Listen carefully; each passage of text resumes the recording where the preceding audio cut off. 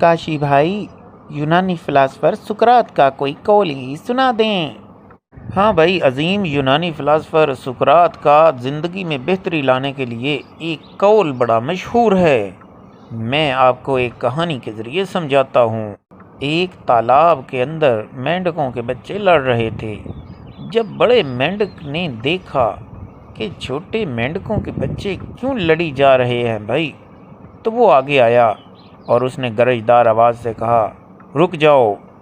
तो छोटे छोटे मेंढकों के बच्चे सहम गए और लड़ना बंद कर दिया। तो उस बड़े मेंढक ने पूछा, भाई क्या मामला चल रहा है, क्यों झगड़ रहे हो?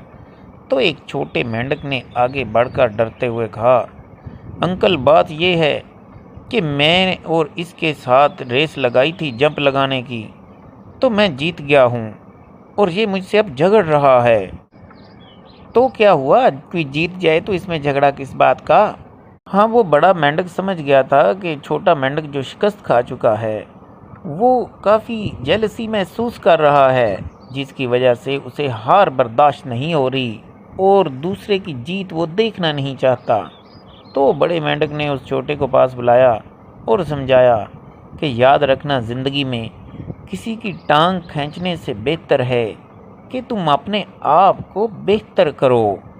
लिहाजा अपने आप को बेहतर करो और मेहनत करो। यही ज़िंदगी का एक बेहतरीन असूल है। और याद रखो, यही उस सुकरात का कौल भी है।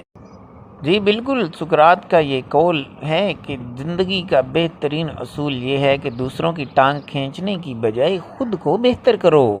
भाई इसीलिए मैं तुमसे बोलता हूँ कि तुम मेरी टांग खींचने की बजाय खुद को बेहतर करो। चलो भाई, आपकी नसीहत से ये तो पता चला कि आप भी मेंढक से कम नहीं हो।